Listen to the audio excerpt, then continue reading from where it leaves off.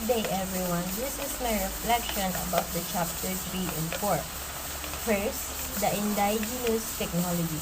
Ang katutubong teknolohiya ay tumutukoy sa mga kasanayan, pamamaraan at proseso na binubuo ng mga lokal na komunidad sa loob ng maraming henerasyon upang tugunan ang mga tiyak na pangangailangan sa kanilang kapaligiran gamit ang mga lokal na yaman at tradisyonal na kaalaman.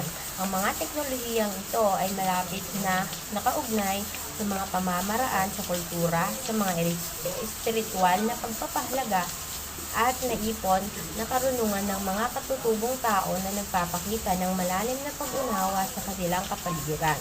At ang pangalawa naman ay ang indigenous science. Ito ay tumutukoy sa mga tradisyonal na kaalaman, kasanayan, paniniwala ng mga katutubo sa isang komunidad sa iba't ibang panig ng mundo tungkol sa kalikasan at kapaligiran. At ang susunod naman ay ang 3 definitions of technology according to Heidegger. Ang una ay ang technology is not an instrument. Ang pangalawa ay technology is not a product of human activity.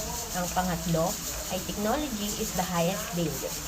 Una, ang teknolohiya ay hindi lamang instrumento, hindi lamang ito kasangkapan o gamit. Para kay Heidegger, ang teknolohiya ay isang paraan ng pagtingin at paglapis sa mundo. Ang pangalawa naman ay ang teknolohiya ay hindi produkto ng gawaing pantao. Hindi ito nilikha ng tao. Sa halip, ang teknolohiya ay isang paraan kung saan ang mundo mismo ang nagpapakita ng sarili nito sa atin.